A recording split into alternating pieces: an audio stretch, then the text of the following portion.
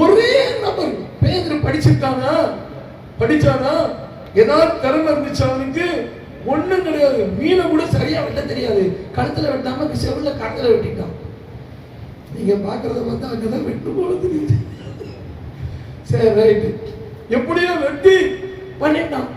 இப்படிப்பட்டவனை வச்சு உண்மை கொண்டு ஜாதிகளை நொறுக்குவேன், அதிபதிகளை நொறுக்குவேன், கிழவனை நொறுக்குவேன், அவனை நொறுக்குவேன், இவனை நொறுக்குவேன். நம்ம யோசனை பண்ணி பார்க்கணும். நம்ம தான் தூணு, நம்ம தான் ஆதாரம். நம்மளை கொண்டுதான் கர்த்தர் இந்த உலகத்தையே அசைக்க போகிறார். ஹல்லேலூயா, ஹல்லேலூயா. சில பேருக்கு கொஞ்சம் படிச்சவங்களை கண்டாலே பயம் வந்து, சில பேருக்கு டாக்டர் கண்டா பயம். இவங்கன்னா நம்ம சொல்றதை கேட்பாங்களா? ரொம்ப இல்ல டாக்டரை நோக்கிறதுக்கு தான் ஒண்ணு தெரிஞ்சிருக்கிறார். ஹல்லேலூயா. ஞானிகளை வெட்கப்படுத்தும்படி பைத்தியங்களை. ஒரு சமயம் ஒரு ஜோமன் ஆஸ்பத்திரிக்கு போய் ஒரு 10 வருஷம் இருக்கும். நாகப்பட்டினம் கவர்மெண்ட் ஆஸ்பத்திரியில 2-3 டாக்டர் விசிட்டிங்ல இருக்கிறாங்க. நீங்க வராதீங்கன்ட்டாங்க. எனக்கு என்னன்னாக்கா, சிட்டிங்ல இருந்து அவங்க டியூட்டி அவங்க செய்யணும், நம்ம போய் தொல்லை பண்ணக்கூடாது. பட் இருந்தாலும் எனக்கு தெரியும் அந்த பிள்ளைக்கு இருக்கிறது வியாதி இல்லை. அப்புறம் ஒரு வழியாக அந்த நர்ஸ் என்ன பண்ணாங்க, அவர் 2-3 அந்த கட்டுக்கிட்ட போன உடனே என்னுடைய கையை காட்டினாங்க. நேராக போனேன். அந்த படுக்கையில் கிடக்கிற பிள்ளைகிட்ட தலையில கைய வச்சு இயேசுவின் ரத்தம், இயேசுவின் ரத்தம்னு போட்டா ஒரு சத்தம். டாக்டர் பார்த்தாரு, என்ன கொலை பண்ணிக்கலாம்னு சொல்லி. உடனே டாக்டர் என்ன கத்துறது அமுக்குறீங்களான்னு உடையாண்டாங்க. உடனே கடந்து பெட்டில் கத்த ஆரம்பிச்சது. என்ன நடக்குதுங்க? ஒன்றும் இல்லை சார், அதுக்குள்ள பிசாசு இருக்குங்க. பிசாசு? என்ன பிசாசு? உடனே டிஸ்கஸ் பண்ணாங்க. பாருங்க. அப்புறம் போய் நேரம் ஜோம் பண்ணோம்னா ஆடி பேரண்டு இதில் சலைன் பாட்டுலாம் வேற போட்டிருக்கிறாங்க. அவர் அப்படியே சைலண்ட் ஆகிட்டார். அப்போ நான் சொன்னேன், டாக்டர் இது உங்களுக்கு புலப்படாது, இது எக்ஸ்ரேலையும் தெரியாது, ஸ்கேன்லையும் தெரியாது. இது எங்க கண்ணுக்கு தான் தெரியும். இதுக்குள்ள ஒரு அசுத்தாக இருக்கு, அதுதான் அந்த வியாதியை கொடுத்துருக்கணும்னு ஒத்துக்கிட்டாரு. சரி, ஓகே சொல்லிட்டு போயிட்டாரு. அப்பதான் நினைச்சேன், அன்னைக்கு டாக்டர் தூங்கிருப்பாருன்னு நினைக்கிறீங்களா?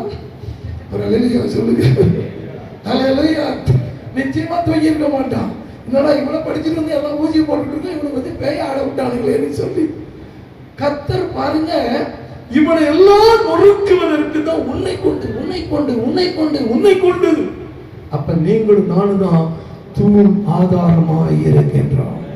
அல்லேலூயா, ஆமென். பாருங்க, இந்த தூணை குறித்து வேதம் சொல்லுது. வாசிக்கலாம் ஒரு வசனம். எரேமியா 52ஆம் அதிகாரம் 20ஆம் வசனத்திலிருந்து 22ஆம் வசனம் வரைக்கும் வாசிக்கலாம். சாலமோன் ராஜா கர்த்தருடைய ஆலயத்துக்காக செய்து வைத்த 2 தூண்களும் ஒரு கடல் தொட்டியும் ஆதாரங்களின் கீழ் நின்ற 12 வெண்கல ரிஷபங்களும் ஆகிய இந்த தூணெல்லாம் ஆகிய இவைகளெல்லாம் வெண்கலத்துக்கு நிறை இல்லை. இவைகளை ஸ்ரீராமத்திகளா இந்த வெண்கலத்துக்கு என்ன இல்லை? நிறை வெயில எல்லாத்துக்கும் இடம் சொல்லப்பட்டிருக்கு. அவ்வளவு வெண்கலத்தை போட்டு அதை செஞ்சிருக்கிறாங்க. அந்த தூண்களோவெனில் ஒவ்வொரு தூண் 18 முழ உயரமாய் இருந்தது. 12 முழ நூல் அதை சுற்றும் 4 விளக்கடையும் 4 விளக்கடை கணம் உள்ளே குழாய் இருந்தது. உள்ள என்னவா இருந்துச்சு? குழாயா இருந்தது. அதின் மேல் வெண்கல குமிழ். சரி, போதும். இதெல்லாம் படிச்சா ரொம்ப நேரம் ஆயிடும். ஷார்ட்டா வந்துருவோம். இப்ப 2 தூணை நிறுத்தினார் பாத்தீங்களா? அது என்ன தூண்? அது வெண்கல. சொல்லுங்க, எத்தனை பேர் வெண்கலம் பார்த்துருக்கிறீங்க? இப்பெல்லாம் யோசனையே பார்த்துட்டு இருக்கிறோம். அந்த காலத்துல வீடு பூரா என்னது? வெண்கலங்கிறது பித்தளை, அதோட அந்த ஈயம் எல்லாம் சேர்ந்தது, நல்ல பிரைட்டா இருக்கும். இன்னைக்கும் பெரிய பெரிய விஐபி வீடுகள்ல, டாக்டர் வீடுகள் எல்லாம் பார்த்தா என்னவா இருக்கும்? ஆமா, நல்ல கவனிங்க. இது பொண்ணுக்கு ஈக்குவலானது. அன்னைக்கு சாலமோனுடைய மகன் என்ன பண்ணான்? சாலமோன் வந்து பொன் பரிசைகளை செஞ்சு வச்சிருந்தான். என்னங்க பரிசைனா பொண்ணுல அடிச்சு வச்சிருந்தான். அதை எல்லாரும் பிடிச்சு நிற்பாங்க. அப்படியே பல பல பல பல பல பல பலன்னு இருக்கும். இப்ப அதை வந்து எதிரி தூக்கிட்டு போன உடனே அவன் என்ன பண்ணிட்டான்? வெண்கல பரிசைகளை. அப்படின்னா அது எதுக்கு ஈக்குவலா இருந்திருக்கு? வெண்கலம் பொண்ணுக்கு ஈக்குவலா இருந்திருக்குது. எப்ப பார்த்தாலும் பட பட பட பட பட படன்னு இருக்குமா. அதை அப்படி தொடச்சிட்டோம்னு சொன்னாக்கா பளபள பளபளன்னு இருக்கும். இந்த ரெண்டு தூணும் பார்த்தீங்கன்னா முன்னால எவ்வளவு அகலம் 18 முழம் உயரம், எவ்வளவு சுற்றளவு 12 முழம். எவ்வளவு அகலம் தெரியுமா? உள்ளுக்குள்ளார 4 விரக்கடை. எப்படி 4 விரக்கடை தெரியுமா? சாதாரண ஒரு எம்எம்மே தகரத்துல சுத்திடலாம். காலங்களை 6 mm வச்சாலே என்னங்கிறீங்க ஸ்ட்ராங்கா இருக்கும். அது 12 mm அரைங்களும் உள்ள ஷீட்டெல்லாம் எடுத்து தூக்கவே முடியாது. நாங்களே இன்னைக்கு இந்த 2 லெட்டிங் அந்த தொட்டிக்கு 2 ஷீட்டு வாங்கி போட்டேன். 12 mm ஷீட்டை தூக்க முடியல. திருவோடு ஒரு பிட்டு 25 கிலோ இருந்துச்சு. அப்போ பாருங்க 12 mm அப்படி இருக்கும். இந்த 4 விரக்கடைங்கிறது அவனுங்கெல்லாம் தடி தடியா இருக்கு. கை கிட்டத்தட்ட ஒரு 4 அங்குலமாவது இருக்கும். இவ்வளவு மொத்தம் அந்த 12 முழம் சுத்தளவுக்கு இவ்வளவு மொத்த சுத்தளவுல 18 முழம் உயரம். அதை செய்வதற்கு ஆன வெண்கலத்துக்கு அளவே அப்படி சொல்றதை விட அதை நிறுத்துறதுக்கு தராசே இல்லை. அவன் சொல்லுங்க. இப்ப என்ன பண்ணுவாங்க, லாரி அந்த கொண்டு போய் 20 டன் ட்ரக்ல நிறுத்தி இடம் பார்த்துடுறாங்க வெயிங் மிஷின்ல. அப்ப முடியல அப்படின்னா எல்லாத்தையும் எழுதுனவங்க இதை எழுதாம ஏன் விட்டாங்கன்னா கணக்கு வழக்கு இல்லாம வெங்கலத்தை என்ன பண்ணி இருக்கிறாங்க, செலவு பண்ணி இருக்கிறாங்க.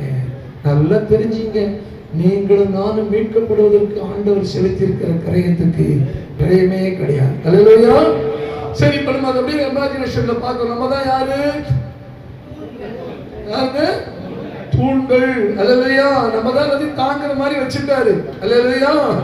எல்லா விசுவாசியும் நம்ம தலைமையில ஏறி என்ன பண்ணிட்டாங்க, உட்கார்ந்து இருக்கிறாங்க. பிரலையா சொல்லுங்க, எல்லாரையும் தாங்கணும். அன்னைக்கு மோசே அதான் கேட்டான், ஆண்டவரே இவங்க எல்லாரையும் நான் தாங்கிட்டு இருக்கேன், நானும் இவங்களெல்லாம் பெத்தேன். உடனே பாருங்க, ஆண்டவர் சொன்னாரு, பொறுத்துக்க, கொஞ்சம் பொறுத்துக்க. இன்னைக்கு உங்களுக்கும் எனக்கும் பெரிய பொறுப்பு இருக்குது. எல்லாம் நம்ம தலைமையில தான் முளை அரைப்பாங்க. எல்லாத்தையும் தாங்கணும். அப்படி இருந்தால்தான் நாம உண்மையான அந்த தூண்களை போல ஊழியர்களாக இருக்க முடியும். கொஞ்சம் பிரச்சனை வந்தாலும் ஓடுற மாதிரி இருந்தா அது ஒதிய மரம்னு அர்த்தம். அல்லேலூயா. ஆமென். பட்டக்குன்னு முடிச்சுக்கிடுச்சின்னு அர்த்தம். அல்லேலூயா. இது என்னது? இது வெண்கல. இப்ப நான் இதை குறிச்சு ஒரு சில குறிப்புகளை மட்டும் நம்ம ஆவிக்குரிய காரியங்களை பார்த்துட போறோம். இது என்ன தூண் சொன்னோம்? வெண்கல. இந்த வெண்கலத்தினுடைய குணாதிசயங்கள் என்ன? வெளிப்படுத்தின விசேஷம் 1ஆம் அதிகாரம் 15வது வசனத்தை வாசிக்கும் போது அங்க சொல்லப்பட்டிருக்கிறது, அவருடைய பாதங்கள் உலைக்களத்தில் காய்ந்த பிரகாசமான வெண்கலம் போல் இருந்தது. ஆமென் சொல்லுங்க. ஆமென். இந்த வெண்கலத்தினுடைய குவாலிட்டி என்ன தெரியுமா? முதல் குவாலிட்டி சரியான ஒரு பிரகாசம். ஆமென் சொல்லுங்க. எத்தனை பேருக்கு புரியுது? அல்லேலூயா. ஒரு காலத்துல நம்மளை பார்க்கும்போது பேய் அரைஞ்சது மாதிரி இருந்துச்சு. இப்ப பார்த்தா நம்ம பேய் அரைஞ்சது மாதிரி இருக்குது. ஆமென். உங்களுக்கு புரிஞ்சதோ புரியலையோ தெரியல. அல்லேலூயா. ரொம்ப கவலையில இருக்கிறீங்க போல இருக்கு. Praise the Lord. அல்லேலூயா. அகத்தின் அழகு எங்க தெரியும்? முகத்துல. நல்ல கவனிங்க, ஒரு உண்மையான தேவ ஊழியக்காரனுடைய குவாலிட்டி என்ன தெரியுமா? அவன் முகத்தில் இருக்கிற பிரகாசம் தான். அல்லேலூயா. ஆமென். எபிரேயர் 10:32 பவுல் எழுதுறாரு, நீங்கள் பிரகாசிக்கப்பட்டிருந்த நாட்களை நினைத்துக் கொள்ளுங்கள். அல்லேலூயா. இருளிலிருந்து வெளிச்சத்தை பிரகாசிக்க செய்த தேவன் தம்முடைய மகிமையின் அறிவாகிய ஒளி எங்கள் இருதயங்களை பிரகாசிக்க பண்ணினார். இந்த உலகத்துல வந்து எந்த மனுஷனையும் பிரகாசிப்பிக்கிற மெய்யான ஒளி இயேசு. அல்லேலூயா. ஆமென். இருளில் இருக்கிற ஜனங்கள் பெரிய வெளிச்சத்தை அவர்கள் அவரை நோக்கி பார்த்து பிரகாசம் அடைந்தார்கள். அவர்கள் முகங்கள் என்ன செய்யல? வெட்கப்படவில்லை. தாவீது சொல்றாரு, கர்த்தர் நம்மை பிரகாசிப்பிக்க பண்ணுகிற தேவனாம். வசனம் சொல்லிக்கிட்டே போகலாம். அல்லேலூயா. ஒரு தேவனுடைய ஊழியக்காரனுடைய வாழ்க்கையில எப்போது என்ன இருக்கணும்? பிரகாசம் இருக்கணும். இந்த பிரகாசம் எப்போ வரும்? மத்திய எழுதின சுவிசேஷம் வாசித்து பாருங்க. 13ஆம் அதிகாரம் 43ஆம் வசனம். மத்திய 13ஆம் அதிகாரம் 43ஆம் வசனத்தை வாசிக்கும் போது நீதிமான்கள் தங்கள் பிதாவின் ராஜ்யத்தில் என்ன செய்வாங்களா? அப்பொழுது நீதிமான்கள் தங்கள் பிதாவின் ராஜ்யத்திலே சூரியனை போல பிரகாசிப்பார்கள். எப்படிங்க? சூரியனை போல நல்லா பிரகாசிப்பாங்க. யாரு? துன்மார்க்கனா நீதிமானா? நீதிமான் தான். அல்லேலூயா. இப்ப நீதிமொழிகளின் புத்தகத்துல வாசிக்கும் போது 4ஆம் அதிகாரம் 14ஆம் வசனத்துல நீதிமான்களுடைய பாதை நடுப்பகல் வரைக்கும் அதிகமாய் பிரகாசிக்கிறது. பாதை நடுப்பகல் வரைக்கும் அதிகமாய் பிரகாசிக்கிற சூரிய பிரகாசம் போல் இருக்கும். இப்ப நல்லா கவனிங்க. பிரகாசத்துக்கு காரணம் என்ன தெரியுமா? இங்க உள்ள இருக்கிற பரிசுத்தம் தான். எத்தனை பேர் ஒத்துக்கொள்றீங்க? நீதிமான்கள் தான் பிரகாசிக்க முடியும். அல்லேலூயா. ஆமென். அதனாலதான் லேவிய கர்த்தர் புடமிடுவாராம். வெள்ளிய புடமிடுகிறது போல என்ன செய்வாராம்? ஏன் புடமிடுறாருன்னா அவங்களுடைய கடிவு நீங்க. இந்த வெண்கலம் பிரகாசிக்கணும் அப்படின்னா அதுக்கு நல்ல பரிசுத்தம் தேவை. அல்லேலூயா. எல்லாரும் நீதிமான்கள் ஆயிட்டாங்களா அப்படின்னு உடனே நமக்கு வேலையே என்ன தெரியுமா? அடுத்தவனுக்கு மார்க் போடுறதுதான். இவன் சரியில்லை, அவன் சரியில்லை, இவனை பத்தி நான் கேள்விப்பட்டேன். ஒரு நாள் வந்து ஒருத்தரை பத்தி சொல்றாரு, மோசமான ஆள் பாஸ்டர், ஜாக்கிரதையா இருக்கணும். ரொம்ப தெரிஞ்சு வச்சிருப்பாரு. கடைசியில் விசாரிச்சு பார்த்தா இந்த ஆளை அவர் பார்த்ததே கிடையாது. காதுல கேட்ட விஷயத்தை வச்சுக்கிட்டு அவனை பத்தி அவன் பேசணும். நல்ல யோசனை பண்ணி பாருங்க. முதலாவது கவனிங்க, ஆண்டவர் எவர்களை முன்குறித்தாரோ அவர்களை என்ன செய்தாரா? அழைத்தவர்கள் அப்புறம் என்ன ஆக்குறாரா? நீதிமான் ஆக்குறார். நீதிமான் ஆக்கப்பட்டவர்களை மகிமைப்படுத்துகிறார். இப்ப முதல்ல முன்குறிக்கிறாரு, அழைக்கிறார். பவுல் எழுதுறாரு கொரிந்து சபையிலே பரிசுத்தவான்களுக்கும் பரிசுத்தவான்களாகும்படி அழைக்கப்பட்டவர்களுக்கும் எழுதுகிறதாவது. அந்த புதுசுல கொஞ்சம் சில விஷயங்கள்லாம் இருக்கதான் செய்யும். Praise the Lord. ஹல்லேலூயா. ஆமென். கொஞ்சம் அதிகப்படியாக இருக்கதான் செய்யும். 50 பேர் வந்திருப்பாங்க மீட்டிங்கு. போன போட்டு சொல்லுவோம், பாஸ்டர் 500 பேர் வந்திருக்காங்க. இதெல்லாம் இயல்பா இருக்கு, சகஜம் அப்பா. என்னது? இதெல்லாம் சாதாரணம் அப்பா. நம்ம ஆளுங்க நிறைய ஊழியர்கள் அப்படிதான் செய்வாங்க. ஒரு ஆர்வ கோளாறு இல்லை.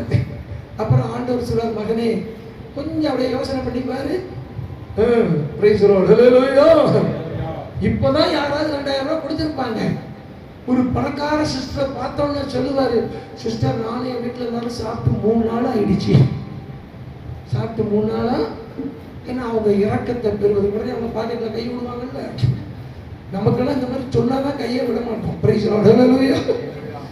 யோசனை பண்ணி பாருங்க. இந்த பொய் புரட்டு அப்படி இப்படி எல்லாம் இருக்கதான் செய்யும்.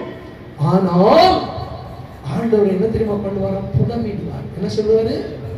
புடமிடுவார்னா என்ன செய்வார்னு உங்களுக்கு தெரியும். எங்கெங்க குத்தணுமோ அங்க குத்த வைப்பாரு. ஹல்லேலூயா. எங்கெங்க மொக்கப்படணுமோ பட வைப்பாரு. ஹல்லேலூயா. இப்படி எல்லாம் பட்டவனோடதான் என்ன வரும்? புத்தி வரும். தாண்டி சொல்ற, நான் உபத்திரவப்படுறதுக்கு முன்னால எப்படி நடந்தேன், இப்ப எப்படி நடக்கிற? நான் உபத்திரவப்பட்டது நல்லது, இப்ப ரொம்ப யோகியமாக நடக்கிறேன். ஹல்லேலூயா. 2 தடவை சொல்லுவார் ஆண்டவர். இல்லைன்னா எவனை விட்டாது இடிக்க விடுவாரு. ஹல்லேலூயா. இதெல்லாம் நடந்திருக்கும். நான் உங்களுக்கு தெரியும் நினைக்கிறேன். தெரியலன்னா இனிமேல் தெரிஞ்சுக்கணும். ஹல்லேலூயா. ஒழுங்கா இருந்துட்டா பிரச்சனை இல்லை. சரி இல்லைன்னா அதுக்கு தகுந்த மாதிரி வேதனையை கர்த்தர் கொடுப்பாரு, துன்பங்களை கொடுப்பாரு, பிரச்சனைகளை கொடுப்பாரு. எதுக்கு தெரியுமா? தேவன் ஒருவரையும் பொல்லாங்கினால் சோதிக்கிறவர் அல்ல. நம்மை அவருக்காக தகப்பன் சிட்சியாத புத்திரன் உண்டோ தாம் சேர்த்துக் கொள்ளுகிற எந்த மகனையும் அவர் என்ன செய்யறாராம்? எதுக்காக தெரியுமா? நாம் அவரை போல மாற வேண்டும் என்பதற்காக. அப்ப நமக்கு இந்த உபத்திரவங்கள் அதிகமான கன மகிமை நமக்கு கொண்டு வரணுமா? இப்ப நல்ல கவனிங்க. நீதிமான்களா இருந்தால்தான் நம்ம கிட்ட என்ன இருக்கும்? பிரகாசம் இருக்கும். அல்லேலூயா. இப்ப வாசிங்க பிலிப்பியர் 2ஆம் அதிகாரம் 14ஆம் வசனத்தை வாசிக்கும் போது பவுல் எழுதுறாரு, கோணலும் மாறுபாடுமான இந்த சந்ததியில ஜீவ வசனத்தை பிடித்துக் கொண்டு நான் வீணாக ஓடி இல்ல இல்ல, ஜீவ வசனத்தை பிடித்துக் கொண்டு சுடர்களை போல பிரகாசிக்கிற நீங்கள். இப்ப நல்ல நம்ம பிரகாசிக்கணும்னா எதை பிடிச்சுக்கணும் சொல்லுங்க? ஜீவ வசனத்தை. நான் ரொம்ப துக்கப்படுறேன், வெக்கப்படுறேன், கோச்சிக்காதீங்க. நிறைய ஊழியர்களுக்கு என்னமே தெரியல, வசனம் படிக்கிறதே இல்ல. அது ரொம்ப துக்கப்பட வேண்டிய விஷயம். இப்ப 2 நாளா நடக்கிற ஒரு விஷயத்தை சொல்றேன். அமெரிக்கால ஒரு பாஸ்டர் அவர் ஒரு செய்தி போட்டிருந்தாரு, ஆயத்தப்படுத்து. பயங்கரமான செய்தி. அது கிட்டத்தட்ட ஒரு 1200 பேர் அந்த வீடியோவை பார்த்துட்டாங்க. பாஸ்டர், இந்த பேசியிருக்கீங்களே, பிரசங்கம் பண்ணியிருக்கீங்களே, இது யாருக்கு சொல்லப்பட்டது? இது தேவ ஜனங்களுக்கா சாத்தானுக்கான்னு கேட்டோம்னா கோவம் வந்துருச்சு. ஆனால் நீங்கள் எவ்வளோ பெரிய ஊழியக்காரர் கேட்குறீங்க, நான் பிரசங்கம் பண்றது தேவ மக்களுக்கு தானே. இல்ல இல்ல, அந்த எசேக்கியேல் சொல்லப்பட்ட வார்த்தை யாருக்கு? எசேக்கியேல் 37ஆம் அதிகாரத்தில் சொல்றாரு, தீர்க்கதரிசியை பார்த்து சொல்றாரு, நீ மேசேக் தூபால் என்கிற ஜாதிகளுடைய அதிபதியாகிய கோக பார்த்து பேசு. நீ ஆயத்தப்படுத்து, உன்னோடு இருக்கிறவன அழைச்சிக்கிட்டு நீ வா. 38ஆம் அதிகாரத்துல மறுபடியும் சொல்ற, அவனை பார்த்து சொல்லு, நீ வருவில்ல, உன்னை கிழிச்சிடுவேங்கிறார். அப்படிதான் சொல்றாரு. எசேக்கியேல் 38ஆம் அதிகாரம் 1-2 வசனங்களை வாசிங்க. மனுபுத்திரனே, மேசை தூபால் ஜாதிகளின் தலைமையான அதிபதியாகிய மாகு தேசத்திலான கோகுக்கு எதிராக, அந்த கோகுக்கு எப்படி சொல்றாரு, ஆயத்தப்படுத்துன்னு சொல்லி, நீ உன் முகத்தை திருப்பி அவனுக்கு விரோதமாக, அவனுக்கு சாதகமா இல்ல, அவனுக்கு விரோதமாக தீர்க்க தரிசனம் உரைத்து சொல்ல வேண்டியது என்னவென்றால், கர்த்தராகிய ஆண்டவர் உரைக்கிறது, மோசே தூபால் ஜாதியின் அதிபதியாக போயே, இதோ நான் உனக்கு விரோதமாக வருவேன். உனக்கு விரோதமா வருவேன். உன் வாயில குரடை போட்டு என்ன செய்வேன்? நான் குரடை போட்டு திருப்பி உன் வாயில் குரடுகளை போட்டு உன்னையும் உன்னுடைய எல்லா சேனையையும். சரி, சுருக்கமா சொல்லுவோம், உன குடிய வச்சு குத்திடுவேங்கிறாரு. நீ ஆயத்தப்படு. ஆமென் சொல்லுங்க. நீங்க வீட்டை போய் படிச்சு பாருங்க. அப்ப என்ன சொல்றாரு, நீ ஆயத்தப்படுத்து, எல்லாரும் பண்ணிட்டு வா மவன, உன்னை என்ன பண்ற பாருங்கிறாரு. இதை எடுத்துக்கிட்டு நம்ம என்ன பண்றாங்க, எல்லா ஜனங்களையும் நீ ஆயத்தப்படு. முன்னாலையும் படிக்கிறது இல்ல, பின்னாலையும் படிக்கிறது. கோச்சிக்க கூடாது. நம்ம எப்பவுமே ஏதாவது இடத்து முடக்க சொல்லதான் செய்வோம். பிரைஸ் போட்டு சேனைகளை கத்தன்னு சொல்லியிருக்கேன். ஏன் அவருக்கு சேனை, அவருக்கு அடியாள் வேணுமான்னு கேட்டேன். ஏன் அப்படி சொல்றீங்கன்னாரு. அப்ப பரலோகம் ஆரம்பிக்கும் போதே நீ காப்பாற்றுகிறதுக்காக அபிஷேகம் பண்ண கேரு. அப்ப பரலோகத்தை யார்கிட்ட இருந்து காப்பாற்றணும்? இதுக்கு எதிரி எப்படி முன்னால இருந்திருக்கிறானா, அதுக்கு அவன் வந்து பரலோகத்தை கொண்டு போயிடக்கூடாதுங்கிறதுக்கு தானே, எவ்வளவு கொண்டு போயிடக்கூடாதுங்கிறதுக்கு இவனை போட்டு வச்சாரு. இப்படி எல்லாம் சொன்ன ஐயோ வேண்டாம் பார்த்து இன்னைக்கு நான் கூட்டத்தை முடிச்சுக்கிறேன். நிறைய விஷயங்கள்லாம் இருக்குது. படிக்கதான் நமக்கு இதெல்லாம் விளங்கும். 40-50 வருஷமா பைபிளை படிச்சு இன்னுமே சில விஷயங்கள் என்ன செய்யல, புரியல. அல்லேலூயா. அந்த காலத்துல பெரிய பெரிய பிரசங்கியா இருந்தா, கன்னியாகுமரி மாவட்டம் திருவள்ளூர் தான் வருவாங்க எங்க வீட்டுக்கு. எல்லாம் அந்த காலத்துல எல்லாம் பாதி பாஸ்டர் எல்லாம் கேரளா பாஸ்டர். அவ்வளவு ஆழமா பேசுறவங்க, 3 மணி நேரம் பேசுவாங்க. முடிஞ்சு சாப்பாடு கொடுத்தா நான் கேட்கிற கேள்வியில ஓடியே போயிடுவாங்க. ஏன்னா நம்ம தெரிஞ்சுக்க விரும்புறோம். இன்னைக்கு நிறைய பேர் ஒன்னே ஒண்ணு தெரிஞ்சு வச்சிருக்கிறாங்க, கவலைப்படாதே சகோதரா, எந்த பிரசங்கத்தை எடுத்தாலும் கவலைப்படாத, இதோ கர்த்தரோடு பேச மகளே உன்னை தூக்கி விடுகிறார். இது போதும் அவங்களுக்கு. இத அடுத்த கட்டம் அவங்களுக்கு தெரியவே தெரியாது. ஒரு நாள் ஒரு காலத்துல பாஸ்டர் வருவார், எவ்வளவு வருஷத்துக்கு ஒரு எங்க அப்பா கூப்பிடுவாங்க, சகையவே இறங்கி வாங்க. அடுத்த வருஷம் வந்து மறுபடியும் சகையவே இறங்கி, அதுதான் பேசினாரு. நான் கேட்டேன், என்னங்க இன்னும் இறங்கி வரவே இல்லையா? ஒவ்வொரு தடையும் வரும்போது இறங்கி வாங்கிறீங்க, அவனும் இறங்க மாட்டேங்கிறான். நல்ல கவனிங்க. ஒரு ஊழியக்காரன் நிறைய வேதத்தை படிச்சா அவனுக்கு தெரியாமலே அவனுடைய முகம் பிரகாசிக்கிறான். அதான் பவுல் சொல்றார், கோணலும் மாறுபாடுமான சந்ததி. நீங்க வாழ்ற உலகம் எதற்கு முடக்கான சந்ததி. கோணல் மாறினா அப்படிதான் இருக்கு அர்த்தம், எதற்கு முடக்கான சந்ததி. இதுல நீங்க பிரகாசிக்கணும்னா எதை பிடிச்சுக்கணும் சொல்லுங்க? ஜீவ வசனத்தை பிடித்துக் கொண்டு வாசித்து பாருங்க. 2 பேதுரு 1ஆம் அதிகாரம் 19ஆம் வசனம். 2 பேதுரு 1ஆம் அதிகாரம் 19ஆம் வசனத்தை வாசிக்கலாம். அதிக உறுதியான தீர்க்கதரிசன வசனமும் நமக்கு உண்டு. பொழுது விடிந்து விடிவெளி உங்கள் இருதயங்களில் உதிக்கும் அளவும், விடிவெள்ளி உங்கள் இருதயத்துல வெளிச்சத்தை கொடுக்கிற உதிக்கிற அளவும், இருளுள்ள ஸ்தலத்தில், இந்த இருளுள்ள ஸ்தலத்துல நீங்க பிரகாசிக்கணும்னு சொன்னா விளக்கை போன்ற இவ்வசனத்தை கவனிப்பிருப்பின் நலமாய். கை தட்டி கர்த்தருக்கு ஸ்தோத்திரம் செலுத்தும். அல்லேலூயா. இப்ப பாருங்க, நல்ல கவனிங்க. நம்ம வாழ்க்கை, நம்ம ஊழியம் பிரகாசமா இருக்கணும்னு சொன்னா, அந்த தூண் மாதிரி இருக்கணும்னா அதிக நேரம் வேத வசனத்துக்கு என்ன கொடுக்கணும்? முன்னெல்லாம் எனக்கு வர அத்தனை பத்திரிகை நான் படிச்சுக்கணும். 50-60 பத்திரிகை எனக்கு வருது. நிறைய படிப்பேன். ஆனா எனக்கு தெரிஞ்ச ஒரு 4-5 பத்திரிகை தான் படிக்கிற மாதிரி இருக்கும். சென்னையிலேருந்து வரும் பாஸ்டர் பாலந்தேன் ஆசிரியர், நம்ம ஸ்டீபனையா பத்திரிகை வரும். அப்புறம் நம்ம அந்த காலத்துல கிறிஸ்டியானையா எழுதுவாங்க. அப்புறம் வருகின்ற ஆசிரியர். இது ஒண்ணுதான். மீதி எதை பார்த்தாலும் பத்திரிகை உள்ள திறந்தையும் வச்சுங்களேன், ஒண்ணுமே இருக்காது. 500 ரூபாய் கொடுக்கக்கூடிய 40 பேர் தேவை.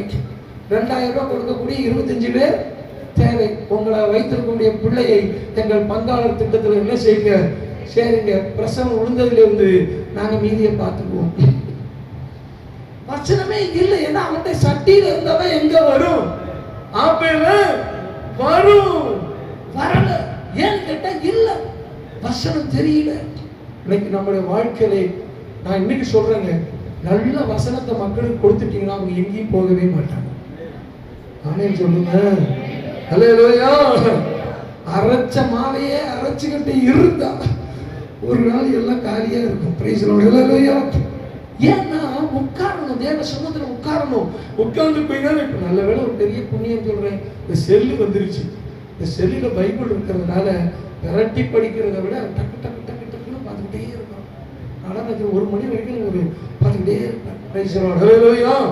எனக்கு தேவையான விஷயங்கள்லாம் அந்த கோர்வையா வரது, வேற ஒன்றும் ஆழமா இருக்காது. அதுக்கு ஆண்டவர் தான் நமக்கு வெளிப்படுத்தணும். அந்த கோர்வையான வசனங்கள்லாம் அப்படின்னா பார்த்தீங்கன்னா புருஷன் அப்படின்னா எங்க ஆதியா வந்து வெளிப்படுத்தணும். புருஷன் பூரா என்ன செஞ்சிடும், அப்படி டச் பண்ணா வந்துடும். எங்க இந்த புருஷன் இருக்குன்னு அப்படியே வந்துடும். வெண்கலம்னா வெண்கலம் எங்க இருக்குன்னு எல்லாம் வந்துடும். நமக்கு கொஞ்சம் ஈஸியா இருக்குது. கொஞ்ச நேரம் நம்ம இதில் செலவு பண்ணோம்னா தன்னாலேயே நம்முடைய வாழ்க்கை பிரகாசிக்க ஆரம்பிக்கும். ஆமென் சொல்லுங்க. நிறைய பைபிளை தெரிய தெரிய தெரிய பயம் ஓடிடும், தைரியம் வந்துடும், விசுவாசம் நல்லாலே வந்துடும். அல்லேலூயா. ஆமென். அடுத்தபடியாக கூட ஒரு வசனத்தை வாசிக்கலாம். Price the Lord. வாசிங்க. பிரசங்கி 8ஆம் அதிகாரம் 1ஆம் வசனத்தை வாசிங்க. பிரசங்கி 8ஆம் அதிகாரம் 1ஆம் வசனத்தை வாசிங்க. அந்த வேத அறிவு, வேத ஞானத்தை பத்தி சொல்லப்பட்டிருக்கிறது. வாசிங்க. பிரசங்கி 8ஆம் அதிகாரம் 1ஆம் வசனம். ஞானம் உள்ளவனுக்கு ஒப்பானவன் யார்? நல்ல கவனிங்க. பணக்காரங்க பணம் வச்சிருக்கவன் இல்ல, ஞானம் உள்ளவனுக்கு ஒப்பானவன் யார்? காரியத்தில் தாற்பரியத்தை அறிந்தவன் யார்? காரியத்துடைய ரகசியங்களை, தாற்பரியத்தை எதுக்காக சொல்லப்பட்டிருக்கிறத அறிந்தவன் யார்? மனுஷனுடைய ஞானம். நல்ல கவனிங்க. ஒருத்தன் எந்த அளவுக்கு வேதத்தை வாசி ஞானத்தை அறிஞ்சுக்கிட்டானோ, மனுஷனுடைய அந்த ஞானம் அவன் முகத்தை பிரகாசிக்கப்படும். அவன் முகத்தை என்ன பண்ணுமா? பிரகாசிக்க பண்ணும். அவன் முகத்தின் மூர்க்கம் மாறும். எது மாறும்? மூர்க்கம். பைபிளை படிக்க படிக்க எது போயிடும்? அருவாளை தூக்குறது, கட்டையை தூக்குறதுல என்ன செஞ்சிடும்? போயிடும். எத்தனை பேர் புரிஞ்சுது எனக்கு தெரியல. Praise the Lord. அல்லேலூயா. ஆமென். சரி, இப்ப கவனிங்க. இப்ப பிரகாசத்தை பத்தி பார்த்துட்டு இருக்கிறோம். அல்லேலூயா. அடுத்து உங்களுக்கு நல்லாவே தெரியும் ஜெபம். இயேசு ஜெபம் பண்ணி லூக்கா 9ஆம் அதிகாரத்துல வாசிக்கிறோம். ஜெபம் பண்ணும்படி என்ன பண்ணாராம்? அப்படியே முகமோட வஸ்திரமும் என்ன செஞ்சுதான்? பிரகாசித்தது. நமக்கு வசனத்துல விட்டுறேன். மோசே 40 நாள் போய் என்ன பண்ணாரு? ஜெபம் பண்ணாரு. அப்படிதானே? புசியாமலும் குடியாமலும் ஜெபம் பண்ணாரு. என்ன நடந்துச்சு? அவர் கிட்டக்க வரத்துக்கு என்ன பண்ணாங்க? பயந்தாங்க. என்ன சொன்னாங்க? எப்பா முகத்துல முக்காடு என்ன செய்ய போடுப்பா, எங்களால கிட்டக்க வர முடியல, பார்த்தாலே அப்படி இருக்குது. யார் ஒருவர் நல்லா ஜெபிக்கிறாங்களோ அவங்க வாழ்க்கை தன்னாலேயே பிரகாசிக்கும். ஜெபங்கிறது பொதுவான இடத்துல பண்ற ஜெபம் இல்லை. அதுல சில பேர் ரொம்ப கெட்டிக்காரங்களா இருப்பாங்க. சில பேர்ட்ட மைக்க கொடுத்துட்டு நம்ம ஜெபம் பண்ணிட்டு இருக்கணும். ஆண்டவரே இந்த மைக்க எனக்கு மறுபடியும் வாங்கித்தாங்கன்னு சொல்லி என்ன சொல்லுவோம்? ஆண்டவரே, அன்றைக்கு ஆதாமுக்கு ஏவாள் பறித்து கொடுத்த போது நீ பார்த்து கொண்டிருந்தீர்கள் அல்லவா? மோசே அந்த நோவா பேழையை கட்டும் போது ஆண்டவரே ஆண்டவருக்கே என்ன சொல்லுவாங்க? இடவிடவே சொல்லுவாங்க. இன்னைக்கு காலைல சன் டிவி பாத்தீங்களா ஆண்டவரே? என்ன சொன்ன ஆண்டவரே? நிறுத்தவே மாட்டான். ஆனா தனிமையில பாத்தீங்கன்னா 10 நிமிஷம் என்ன செய்ய மாட்டான், ஜெபம் பண்ண மாட்டான். இன்னைக்கு நம்முடைய தேவைகள் என்ன ஆண்டவர்கிட்ட சொல்லி நான் அப்படியே எழுதிடுவேன். ஆண்டவரே இவ்வளவு பணம் கட்டணும், ஈபிக்கு 80,000 ரூபாய் கட்டணும், இதை பண்ணணும், இவ்வளவு பேருக்கு இது கொடுத்தாகணும், இதை பண்ணி ஆகணும், இதெல்லாம் நீங்க தான் என்ன பண்ணணும். எல்லாவற்றையும் தேவனுக்கு என்ன செய்யுங்க, ஜெபம் ஜெபம் இருக்க இருக்க இருக்க நம்முடைய முகம் என்ன செய்யுமா, பிரகாசிக்கும். ஆமென் சொல்லுங்க. அல்லேலூயா. எபிரேயர் 10:32 வாசித்தோம். நீங்கள் பிரகாசிக்கப்பட்டிருந்த நாட்களை நினைத்துக் கொள்ளுங்க. இப்ப பிரகாசம் உங்கள்ட்ட இல்ல, போயிடுச்சு. அப்ப நீங்க பிரகாசமா இருக்கும்போது எப்படி இருந்தீங்க, உபத்திரவங்களை என்ன பண்ணீங்க, பொறுமையோடு சகித்தீர்களே. ஆமென் சொல்லுங்க. இப்ப ஒருத்தங்க பாருங்க, பிரகாசம் வரணும்னு சொன்னா உபத்திரவங்களை என்ன செய்யணும், சகிக்கணும். ஸ்தேவான என்ன பண்றாங்க, பிடிச்சு சட்டையை பிடிச்சு இழுத்து மூஞ்சனால அறைய கொடுத்து கண்ணாமனாலும் திட்டுறாங்க. யார, ஸ்தேவான. ஆலோசனை சங்கத்துல உட்கார்ந்து இருந்த எல்லாருடைய முகமும் யாரை பார்த்துடுச்சு, எல்லாருடைய கண்களும் ஸ்தேவான பார்க்கிறாங்க. இந்த அடி அடிக்கிறானுங்களே, ஸ்தேவானுடைய முகம் தேவதூதனுடைய முகத்தை போல பிரகாசித்ததை பார்த்தார்கள். ஆமென் சொல்லுங்க. ஏன் தெரியுமா, அவருக்கு தெரியும் இந்த உபத்திரவங்கள்லாம் வந்தாலும் என் கூட யார் இருக்கிறார், தேவன் இருக்கிறார். ஆமென் சொல்லுவோம். அல்லேலூயா. இன்னைக்கு அநேகருக்கு கொஞ்சம் பிரச்சனை வந்தாலும் தாண்டுறாங்க, குதின்னு குதிக்கிறாங்க. அதான் அவங்களால சகிச்சு கொள்ள முடியவே இல்லை. எப்போதுமே சரிங்க, நம்மளை குற்றம் சாட்டுற கூட்டம் இருந்துகிட்டு தான் இருக்கும். இயேசுவே சொன்னாங்கல்ல, இயேசுக்கு என்ன பேர் வச்சாங்க, சாப்பாட்டு ராமன்னா போஜன பிரியன். நம்ம ஊர் பாஷையில் அப்படிதானே, போஜன பிரியன். பாவிகளுக்கு சிநேகிதன். இவர் அந்த மரியாதை மாத்தா அப்படிதான் போயிட்டு இருக்கிறாரு. பேசியிருப்பான் கிசுகிசு, இந்த சினிமாவில் கிசுகிசு போடுறாங்க பார்த்தீங்களா, எல்லாம் பேசியிருப்பான். ஆனா ஒண்ணு கூட இயேசு என்ன செய்யப்படவே இல்லை. சிலுவையை தொங்க கூட நீ உண்மையிலே தேவனுடைய குமாரனா கீழே இறங்கி வா பாப்போம், சட்டம் பண்ணவே இல்லை. மயிர் கத்திருக்கிறவன் கொண்டு போகிற ஆட்டை போல என்ன பண்ணாராம், பேதுரு அந்த பவுல் அந்த திட்டுறாங்க. நல்ல திங்க வந்துட்டானுங்க ஊழியத்துல, நல்ல திங்க. அதாவது என்ன, குசிக்க குடிக்க எங்களுக்கு அதிகாரம் இல்லையா, போரடிக்கிற மாட்டை வாய் கட்டாங்க எழுதிருக்காரு, மாட்டு எழுதியிருக்காரு, மாடை வச்சு அரசியல் மாடை வச்சு எழுதியிருக்கிறாரு. நமக்கு தானடா இருக்கிறாரு, வேலையை செய்யணும் சாப்பிடுறையா. இதுல போய் பெருசா பேசுறீங்களே, அத்தனை கோடி ரூபாய் சொத்தை விட்டு ஊழியத்துக்கு வந்தவர், அவரு புசிக்கிறத பேசிக்கிறாங்க, பேசிக்கிறாங்க. இன்னைக்கும் பாருங்க, ஒரு ஊழியக்காரன் நல்லா இருந்துடக்கூடாது, அவனுக்கு ஒரு வாகனம் வாங்கிடக்கூடாது, கார் வாங்கிட்டாருல எந்த ஆட்டையை போட்டானோ தெரியல, உடனே அப்படிதான் சொல்லுவோம். ஒரு நல்ல வீடு கட்டிடக்கூடாது, பிள்ளைகள் நல்லா கல்யாணம் பண்ணக்கூடாது, பேசிக்கிட்டே தான் இருப்பான். இது ஒரு உபத்திரவம். அப்புறம் வெளியில் உள்ள உபத்திரம் தான் போய் கேட்கறது. நமக்கு எப்ப பார்த்தாலும் நம்மளை கிண்டி களை எடுக்கிறதா அவனுக்கு வேலையே. ஒரு மதம் பௌசரம், வெளியே போனோன்னு உள்ளே பயம். உள்ள என்ன பயம், இவன் காலவாரி விட்டுறோன்னு பயம். என்ன கேட்டா வெளியில இருக்கிற போராட்டத்தை விட உள்ள இருக்க போராட்டம் பத்திக்கல, இதுதான் ரொம்ப பயம். சேர்ல ஆணிகளே வச்சிருந்தாலும் உட்கார்ந்தாலே ஏறிடும். உள்ளே பயம். கள்ள சகோதரர்கள். என்ன சகோதரர்கள், சகோதரன். ஆனா என்ன சகோதரன், கள்ள சகோதரன் காலவாரி விடுறோம். நம்மளை பத்தி தான் இப்போ பேசிட்டு இருப்பான், திட்டிட்டு இருப்பான். பவுல் சொன்னாரு, நீ என்ன பண்ணாலும் சரி, நீ என்ன பண்ணாலும் பண்ணுடா, ஆனா அந்த கிறிஸ்துவுடைய அன்பை மட்டும் விட்டு என்னை பிரிப்பவன் யார். ஆமென் சொல்லுங்க. அப்ப ஒரு புத்தம் பிரகாசிக்கிறான்னு சொன்னா உபத்திரவங்களை என்ன செய்யறாங்க, நமக்கு நல்லா தெரியும். இந்த உபத்திரவங்களுக்கு பின்னால எனக்கு ஒரு பெரிய ஆசீர்வாதம் வரப்போகுது. நான் எந்த அளவுக்கு கஷ்டப்படுறேனோ அந்த அளவுக்கு பின்னால நான் என்ன செய்ய போறேன், நல்லா இருக்க. பின்னாடி உனக்கு நன்மை செய்யும்படி ஆண்டவர் உன்னை சிறுமைப்படுத்தி உன்னை சோதிச்சு பார்க்கிறார். எதுக்கு தெரியுமா, பின்னால உனக்கு நன்மை செய்யும்படி. தூஷிக்கிறான் தாவீதை, சொல்றாங்க தாவீதே இவனை வெட்டிடுமா, விட்டு திட்டட்டும், ஆண்டவர் பிறகு எனக்கு நன்மை செய்வதற்காக தான் இவனை திட்டமிட்டிருக்கிறார். ஆமென் சொல்லுங்க. இந்த சத்தியத்தெல்லாம் அறிஞ்சுக்கிட்டோம்னா நமக்கு எதை பத்தி கவலையே don't care, போயிட்டே இருப்போம். இல்லன்னா பாருங்க பாஸ்டர், இல்ல அப்படி பேசிட்டோம் பாஸ்டர், அப்படி பண்ணிட்டோம் பாஸ்டர். ஒரு சமயம் பாஸ்டர் சுந்தர ஐயா கிட்ட சாது பென்னி அவர் வந்தாராம். பாஸ்டர் என்ன மூஞ்சில ஒரு கலக்கமா இருக்கு, என்னன்னு கேட்டாரா யாரு, சுந்தர ஐயா. அவர் பெரிய பரிசுத்தம். பெண்ணி என்ன கலக்கமா இருக்கா? இல்லையா, எங்க வீட்டுக்கு பக்கத்துல ஒருத்த வந்து சபை ஆரம்பிச்சுட்டான். பெண்ணி பக்கத்துல தானே ஆரம்பிச்சிருக்கான், உன் வீட்டுக்குள்ளே வந்து ஆரம்பிச்சாலும் உன்னை ஒண்ணும் செய்ய முடியாது. ஏன்னா உன்னை அந்த இடத்துக்கு அழைத்தவர் தேவன். ஆமென் சொல்லுங்க. ஒவ்வொருத்தரையும் ஒரு இடத்துல கர்த்தர் வைத்திருக்கிறார். அல்லேலூயா. என்ன தகுடு தட்ட மண்ணட்டுமே, நம்ம ஜெபம் பண்ணணும்னு சொன்னாக்கா தன்னால எல்லாம் வளர்ந்துட்டே தான் இருக்கும். அல்லேலூயா, அல்லேலூயா, ஆமென். சிலது போகதான் செய்யும், ஆனா நமக்கு தெரியும் இந்த கடற்கரையில குதிரை போன மாதிரி போட்டும், எங்க போகும் இங்க தானே வரும் மறுபடியும். சில பேர் ஏறி போயிட்டே இருப்பான், தேசிகராஜர் குதிரை மாதிரி போட. நீ எங்க சுத்தினாலும் ஆண்டவர் உன்னை அங்கதான் வச்சிருக்கிறாரு. நீ திரும்பி வந்து எத்தனை பேர் வந்து கொள்வீங்க? அல்லேலூயா. நிஜமா சொல்ற, கவலையே வேண்டாம். உபத்திரவுள்ள நன்மைக்கு தான். ஆண்டவர் ஒரு நாள் நம்ம பல மடங்காய் கர்த்தர் உயர்த்துவார். இதை அறிஞ்சுக்கிட்டோம்னா நம்ம முகம் என்ன செய்யும்? பிரகாசிக்கும். அறிஞ்சவங்களுக்கு நல்லா தெரியும். தானியேல் 12:3 வாசிக்கிறோம். அநேகரை நீதிக்கு உட்படுத்துறவர்கள் ஞானவான்கள் ஆகாய மண்டலத்தில் உள்ள ஒளியை போலவும் நீதிக்கு உட்படுத்துறவர்கள் நட்சத்திரங்களைப் போலவும் என்றென்றைக்கும் உள்ள சதா காலங்களில் என்ன செய்வார்கள்? பிரகாசிப்பார்கள். இப்ப நல்லா கவனிங்க, இந்த ஆத்ம ஆதாயம்ங்கிறத நிறுத்தி விடவே கூடாது. ஆமென் சொல்லுங்களேன். நம்ம ஒருவேளை ஆரம்பத்துல ஆத்ம ஆதாயம் பண்ணியிருப்போம். இப்ப என்ன ஆயிட்டோம்? பாஸ்டர் ஆகி, அப்புறம் என்ன ஆயிட்டோம்? சீஃப் பாஸ்டர் ஆகி, ரொம்ப சீப்பா இல்லை, சீஃப் பாஸ்டர் ஆகி, அப்புறம் பிஷப்லாம் ஆயிட்டோம்.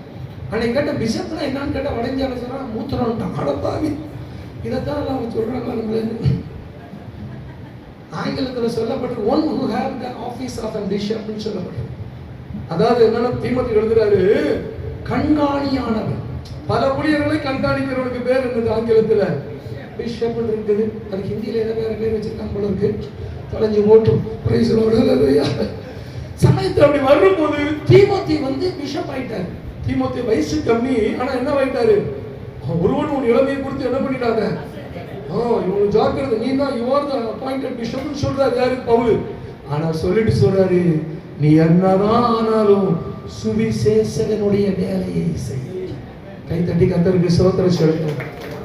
நீ என்ன உயர்ந்தாலும் சரி, நீ பெரிய பாஸ்டர் ஆனாலும் சரி, நீ எத்தனை சபைக்கு பாஸ்டர் ஆனாலும் சரி, நீ எந்த வேலையை விட்டுறக்கூடாது. சுவிசேஷகனுடைய வேலையை. வெள்ளிக்கிழமை அதான் சொன்னாரு, நீ யாரா உயர்ந்து, நீ எப்பேற்பட்ட பாஸ்டர், எப்பேற்பட்ட இன்டர்நேஷனல் லீடராரு, பட் அடிப்படையில் நீ யார் தெரியுமோ? ஒரு சுவிசேஷனா இருக்கிறத மறந்துடாத. அல்லேலூயா. ஒரே வார்த்தையில் சொல்றார் பவுல், நான் சுவிசேஷத்தை அறிவிக்காவிட்டால் எனக்கு என்னது? ஐயோ. இந்த சுவிசேஷம் அறிவிச்சுட்டே இருக்கிறவங்க சத்தியமா சொல்றாங்க, வழிதவறி போகவே மாட்டாங்க. ஆமென் சொல்லுங்க. இந்த காசுக்காக பிராடு பண்றது, அங்க ஓடுறது இங்க ஓடுறது, ஏதாவது அந்த என்ன சொல்றது, இந்த மொள்ள மாதிரி தன வேலையெல்லாம் என்ன செய்ய மாட்டாங்க, பண்ணவே. அவங்களுக்கு தெரியும் வேறு கூலிக்கு பாத்திரனா இருக்கிறான். உண்மையா தேவனுடைய வேலையை செஞ்சா கூலி என்ன செய்யும்? தன்னால வந்துகிட்டே இருக்கும். சாகர வரைக்கும் நம்ம இந்த சுவிசேஷ அறிவிக்கிற வேலையை நிறுத்தவே. நல்ல கவனமா கேட்கணும். யார் ஒருவர் சுவிசேஷத்தை அறிவிச்சுட்டே இருக்கிறாங்களோ அவங்க தான் பிரகாசித்துட்டே இருப்பாங்க, இல்லைன்னா மங்கி போயிடுவாங்க. Praise Lord. ஹல்லேலூயா. நம்ம அட்மினிஸ்ட்ரேஷன் பண்ணணும். நான் எத்தனையோ லட்சம் ரூபாய்க்கு அட்மினிஸ்ட்ரேஷன் பண்றேன். நைட்ல உட்காந்து 1 மணி நேரம் கணக்கு எழுதுறேன். என்ன எவ்வளவு பணம் கொடுத்தோம், என்ன பண்ணணும்னு சொல்லி எல்லாம் எழுதுறோம். அதுல ட்ரஸ்ட்டுக்கு தேவையானது மட்டும் கரெக்டா வச்சிடறோம், பர்சனல் வச்சிடறோம், இப்படி எல்லாம் பிரிச்சிடுறோம். இவ்வளவு அட்மினிஸ்ட்ரேஷன் வேலை இருந்தாலும் அதிலே முடிகிடக்கூடாது. நம்ம வேலை என்ன தெரியுமா? சுவிசேஷத்தை அறிவிக்கிற வேலை. அல்லேலூயா. அது இப்ப நிறைய எக்யூப்மெண்ட்ஸ் வந்துருச்சு, டெக்னாலஜி வந்துருச்சு. நீங்களே அழகா ஒரு சுவிசேஷத்தை பிரசங்கம் பண்ணி ஒரு சாட்சியை சொல்லி ஒரு வீடியோவை போட்டு விட்டீங்கன்னா அட்லீஸ்ட் ஒரு 50 பேர் பார்க்க மாட்டானா? இட்லி தின்னோன்னு போட்டாலே 50 பேர் லைக் கொடுக்குறோம். Praise Lord. ஹல்லேலூயா. அப்படி நிறைய கொடுக்கும்போது எதையோ ஒண்ணு நம்ம மல்டி மீடியாவில் இந்த உலகத்திற்கு சுவிசேஷத்தை எடுத்து செல்ல வேண்டும். ஆமென் சொல்லுங்க. இப்ப சொல்லுங்க, இந்த தூணுடைய முதல் குவாலிட்டி என்னங்கிறீங்க? அதனுடைய விலையேறப்பெற்ற பிரகாசம். ஆமென் சொல்லுங்க. சரி, மற்ற குறிப்புகளை நான் சொல்லி உடனே முடிச்சிடுறேன். அது ரெண்டாவது தூணுடைய குவாலிட்டி என்ன தெரியுமா? அந்த வெண்கலத்துக்கு என்ன தெரியுமா? 1 கொரிந்தியர் 13ஆம் அதிகாரம் 1ஆம் வசனத்தை வாசிங்க. 1 கொரிந்தியர் 13ஆம் அதிகாரம் 1ஆம் வசனத்தை வாசிக்கலாம். மனுஷர் பாஷைகளையும் தூதர் பாஷையும் பேசினாலும் அன்பு எனக்கு இராவிட்டால் சத்தம் இடுகிற வெண்கலம் போடும். அப்ப வெண்கலம் என்ன போடுது? சத்தம் போடுது. கோயில் மணியெல்லாம் இதுல செஞ்சிருக்காங்க, இரும்புலையா வெண்கலத்திலையா? வெண்கல மணி அப்படி அடிச்சாக்கா 10 நிமிஷம் வரைக்கும் அந்த வைப்ரேஷன் அப்படியே அடிச்சா மைல் கணக்குல கேட்கும். பவுல் என்ன சொல்றாரு? சத்தம் இடுகிற வெண்கலம் போடும். இப்ப நம்மள்ட்ட என்ன தெரியுமா இருக்கணும்? சத்தம் இருக்கணும். யோவான் ஸ்நானனுக்கு ஒரு பேர் கொடுத்தாங்க, வனாந்தரத்துல கூப்பிடுகிறவனுடைய என்ன சத்தம்? இயேசுவை அவன் தான் அறிவிச்சான். ஆமென். நம்ம வாழ்க்கையில இந்த சத்தம் இருக்கணும். சத்தங்கிறது இன்னும் சொல்ல போனா எச்சரிக்கை கொடுக்கிறது. ஆமென் சொல்லுவோம். அந்த காலத்துல பாருங்க, ஒரு ஆபத்து வருதுன்னா கோயில என்ன அடிப்பாங்களாம்? மணி அடிப்பாங்க. எல்லாம் முடியாந்துருவாங்க. என்ன நடக்குது என்னன்னு கேட்பாங்க. ஒருத்தர் இறந்துட்டாருன்னா மணி அடிப்பாங்களாம். அறிவிப்பு. பவுல் சொல்றார் தீமோத்தேயுக்கு சொல்லும்போது, இந்த வசனத்தை வச்சுக்கிட்டு எல்லாரும் என்ன பண்ணு? கண்டனம் பண்ணு. என்ன பண்ணு? கண்டித்து என்ன செய்ய? உணர்த்து. எல்லாருக்கும் முன்னாடி அவங்களை கடிந்துக்குள். அல்லேலூயா. அப்படி செய்யலன்னா ஆண்டவர் ஒரு பேர் கொடுக்கிறார் பாருங்க ஊழியக்காரர்களுக்கு. ஏசாயா 56ஆம் அதிகாரம் 10ஆம் வசனத்தை வாசிக்கும் போது, ஏசாயா 56ஆம் அதிகாரம் 10ஆம் வசனத்தை வாசிக்கலாம். அவருடைய காவல்காரர் எல்லாரும் ஒன்றும் அறியாத குருடர். அவர்கள் எல்லாரும் குலைக்க மாட்டாத ஊமையான நாய்கள். குலைக்க மாட்டாத ஊமையான நாய்கள். இப்ப நல்ல கவனிங்க. அழகா காசு கொடுத்து நல்ல நாய் வாங்கி வச்சிருந்து நல்ல காலி மலி சோத்தை போட்டு நல்ல கறியெல்லாம் போட்டுட்டு திருட வரும்போது அவன் அப்படியே பார்த்துட்டு இருந்துச்சுன்னா நமக்கு எப்படி இருக்கும்? சும்மா சொல்லுங்க. குச்சி எடுத்து எரும மாட உன்னை நான் வந்து காவலுக்கு வச்சிருக்கேன்னா ஜவுடாதான் பார்த்துட்டு இருக்கிற, அடிப்பமா இல்லையா? பாருங்க, இப்ப ஆண்டு சொல்றாரு, இத நானும் வச்சிருக்கேன் பாரு. இதெல்லாம் குலைக்க மாட்டாத ஊமையான நாய். சத்தமே போடல பாரு. அப்படின்னா அர்த்தம் தெரியுமா? உண்மையான ஒரு ஊழியக்காரங்க தூக்கு நித்திரை தூக்க மயக்கமாய் புலம்புகிறவர்கள், படுத்துக் கொள்ளுகிறவர்கள். பாத்தீங்களா? எப்ப வீட்டுக்கு போனாலும் தூங்கிட்டு தான் இருப்பாங்க. கேட்டா கொரோனா ஒரு சாக்கு இல்லையா? பாஸ்டர் ரொம்ப வெளியெல்லாம் சுத்தக்கூடாது, என்ன வந்துடும் கொரோனா. சரி, கொரோனா இப்போ வந்துச்சு. எப்ப பார்த்தாலும் ரெஸ்ட். வேலை செய்யறது 10 நிமிஷம், ரெஸ்ட் 10 மணி நேரம். நமக்கெல்லாம் உட்காரத்துக்கே நேரம் இல்லை. ஏசனாவிற்கு இளைப்பாறதுக்கு என்ன இல்லையா?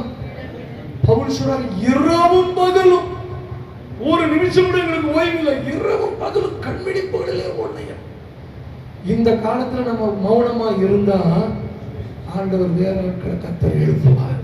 அப்ப சத்தம் இருக்கணும். எச்சரிப்பு இந்த உலகத்துக்கு, தேவ ஜனங்களுக்கு. அல்லேலூயா. ஆமென். எல்லாருக்கும் எச்சரிப்பு கொடுக்கணும். அல்லேலூயா. வயசுக்கு தகுந்த மாதிரி செய்யணும். அல்லேலூயா சொல்லுங்க. ஆமா, வயசுல மூத்தவங்க, வயசுல இளமையான ஊழியர்களுக்கெல்லாம் ஒரு எச்சரிப்பு கொடுக்கணும். அல்லேலூயா. ஆமென்.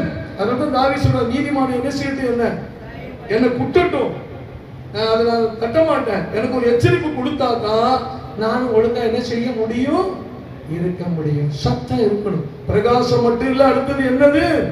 அடுத்தது பாருங்க, யோபு 6ஆம் அதிகாரம் 12ஆம் வசனத்துல யோபு சொல்றாரு, உறுதி. என்னது?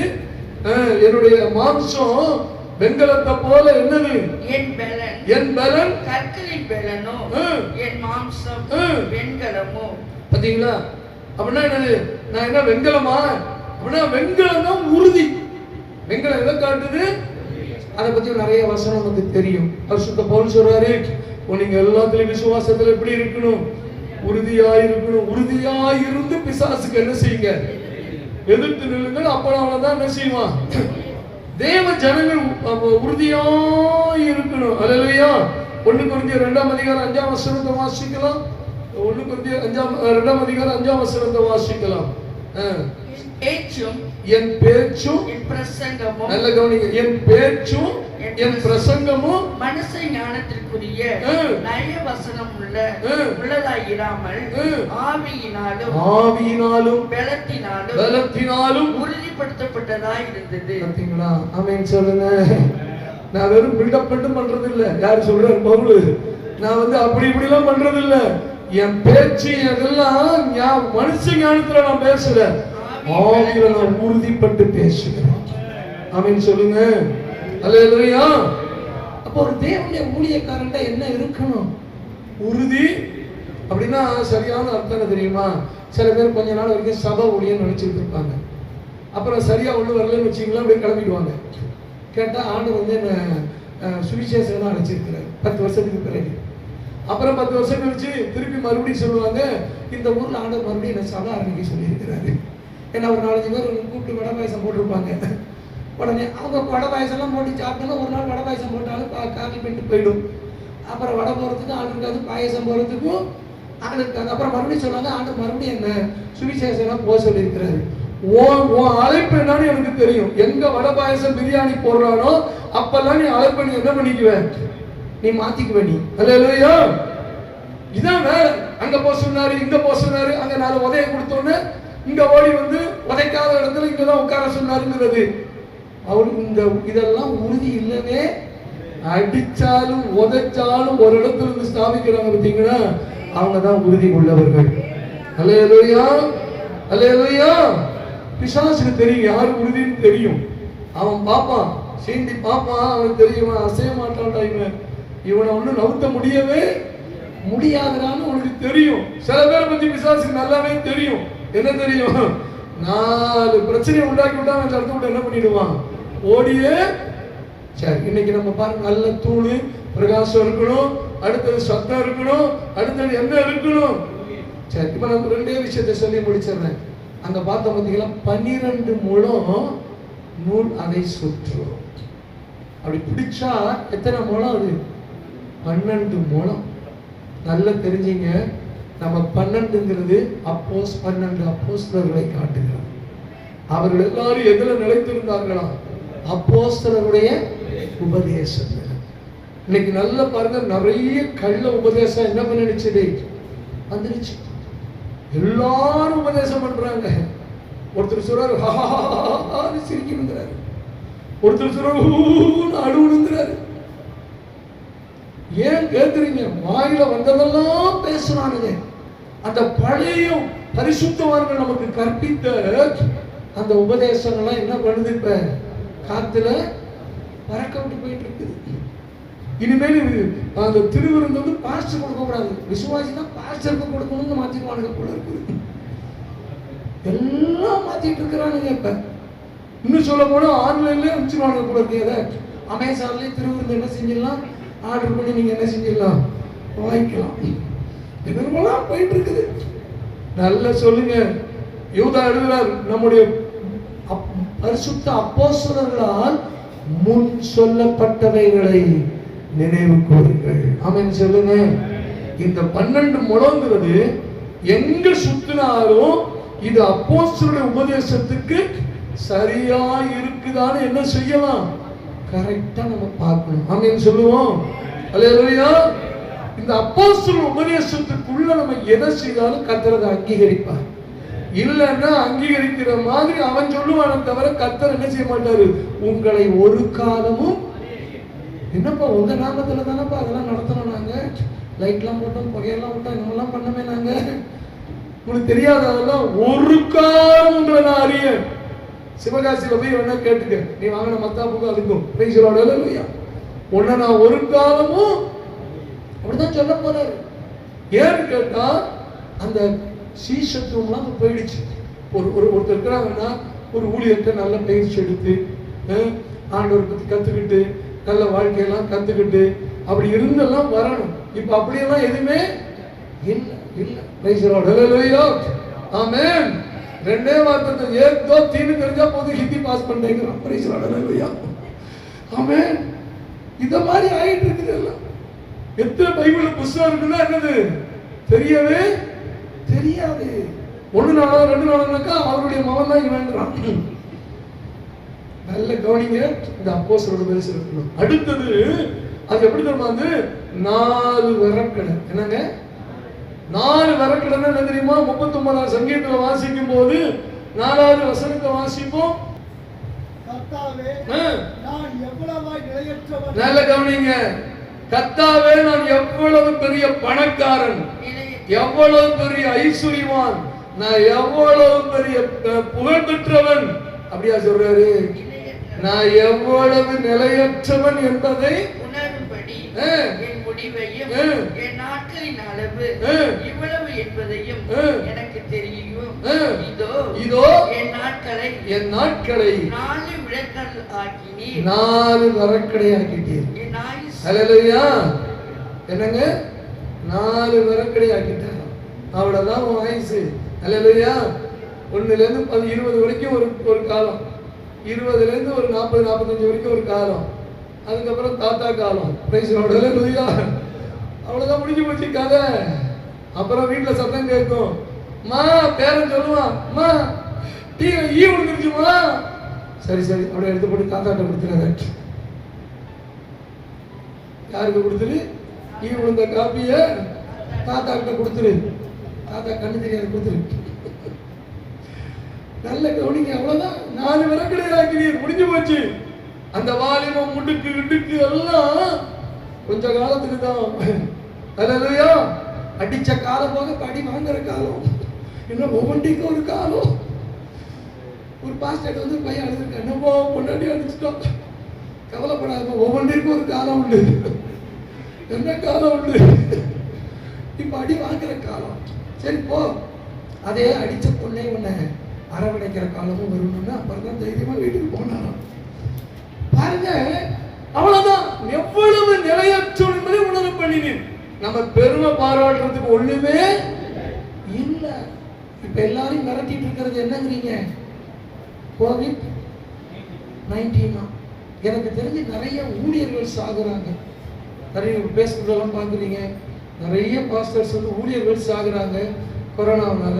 பாம்பேல என்னுடைய அருமை நண்பர் ராஜன் இறந்தாரு. அப்புறம் பிரைட் சுந்தர், அருமையான மனுஷன். அவர் 3 பிள்ளைங்க, அழகழகு பிள்ளைங்க. அவர் கன்னியாகுமரிக்காரர் தான், எங்க சபைக்கு அடிக்கடி வந்திருக்காரு. உலகம் பூரா போறவர். துட்டின்னு பாருங்க, 36 37 வயசு தான் கொரோனா வந்து செத்துட்டாரு. அருமையான பாட்டெல்லாம் கேசட் போட்டுருந்தாரு. ராஜாதி ராஜா இயேசுங்கிற பாட்டெல்லாம். நிறைய பேர் செத்துட்டு இருக்கிறாங்க. தினம் தினம் தினம் பார்த்துட்டு தான் இருக்கிறோம். முன்ன வந்து வயசானவங்கன்னு சொன்னாங்க, இப்ப வயசுல. அதனால என்ன பண்ண, கொஞ்சம் ஆன்டிபயோட்டிக்லாம். என்ன ஆன்டிபயோட்டிக்? நான் டெய்லி ஒன்று சாப்பிட்றேன். என்ன தெரியுமா? எலுமிச்சம்பழம் கட் பண்ணி போட்டு, இஞ்சி தட்டி, மிளகு போட்டு காய்ச்சி டெய்லி வச்சிடறேன். கொரோனா வந்ததுலேருந்து எங்கள் வீட்டு டேபிளில் இருக்குது. எல்லாரும் கொஞ்சம் கொஞ்சம் குடிச்சுக்கிறோம். அல்லேலூயா. நீங்களும் குடிச்சா குடிங்க. பேசலோட அல்லேலூயா. ஆமாம், அவன் சொல்கிறான், அதை குடிச்சிட்டு எங்கே வேணாலும் போகலாம், ஒன்றுமே என்ன செய்யாது. அந்த காய்கறிக்கார மாதிரி தான் சொல்கிறான். அந்த காய்கறி கட்டி ராத்திரி 12 மணி கூட சுடுகாட்டுக்கு போகலாங்கிற மாதிரி தான் சொல்கிறான். ஏதோ நம்மளும் நம்புகிறோம். அல்லேலூயா. சரி, எப்படியோ நம்மகிட்ட வராது. அந்த பெரிய விசுவாசம் நம்மளை காப்பாற்றும். அல்லேலூயா. சரி, எவ்வளவு நமக்கு நிலைங்கிறது பெருமை பாராட்டுறதுக்கு ஒண்ணுமே 4 விறக்கடை தான். என்ன விறக்கடை? 4 விறக்கடை தாங்கிறது மறந்துடக்கூடாது. அப்படின்னா தாழ்மையா இருக்கும். அல்லேலூயா சொல்லுங்க. இயேசு சொல்லி கொடுத்தாரு, எந்த பெரிய ஊழியத்தை செஞ்சுட்டு நீங்க வந்து என்ன சொல்லுங்க? அப்பிரயோஜனமான செய்ய. பவுல் சொன்ன, நான் நட்டையா, அதனால ஒண்ணு விளையல. அவன் நீர் பாய்ச்சினா, ஆனா யார் விளைய செஞ்சா? அப்படின்னா அர்த்தம். இதெல்லாம் என்னால வந்து நான் சொல்ல முடியாது. இது ஒரு எல்லாரும் சேர்ந்து செய்யற ஊழியம். நான் எப்போதுமே எல்லா ஊழியத்துல சொல்லுவேன், ஒருத்தருக்கான பொறுப்புகளை கொடுத்திருந்தாலும் ஒரு கொத்தனார் எல்லாத்தையும் கட்டி முடிச்சிட முடியுமா? அவருக்கு கலவை போட்டு கொடுக்கறதுக்கு ஒரு ஆளு, அந்த சட்டியை தீர்வுக்கு கொடுக்கறதுக்கு ஆளு, கேட்ட ஜாமான் தண்ணி ஊத்துறதுக்கு ஒரு ஆளு, எல்லாம் சேர்ந்தாதான் ஒரு வீடு என்ன செய்யப்படும்? கட்டப்படும். நமக்கு கொடுத்திருக்கிற பங்கை நம்ம ஒழுங்கா செஞ்ச மாட்டோம், கர்த்தர் கேட்பார். அல்லேலூயா. சரி, கடைசி பாயிண்ட்ல சொல்லப்பட்டிருக்கிறது, உள்ள எப்படி இருந்துச்சுன்னா குழாயாய் இருந்துச்சு. அந்த தூணு ஒரு சாலிடான பொருள் அல்ல. எப்படி இருந்துச்சு? அது ஒரு டியூப்லெஸ் ஸ்ட்ரக்சர். அது உள்ள எப்படி இருந்துச்சு? குழாயாய் இருந்துச்சுதான். அப்படின்னா உள்ள காலியா இருக்கணும். ஆமென் சொல்லுங்க. என்ன காலியா இருக்கணும்? இந்த கசப்பு வைராக்கியம் இருக்கக்கூடாது. யாக்கோபு எழுதுறார், உங்கள் இருதயத்துல கசப்பான வைராக்கியத்தை வச்சீங்கன்னா அது பெருமைப்படாதீங்க. தேவன் கேட்டு கிடையாது, அது பேய்த்தனத்துக்குரியது. இப்படிப்பட்ட ஞானம் பரத்திலிருந்து வராமல் எங்கேருந்து வருது? விசுவாசிக்கிட்டேந்து வருது. அப்ப உள்ள எப்படி இருக்கணுமா? உள்ளாயா இருக்கணும்னாக்கா நம்முடைய தாவீது ஆண்டவரே இருதயத்தை ஆராய்ந்து பார்த்து ஒன்றும் காணாது இருக்கிறேன். அல்லேலூயா.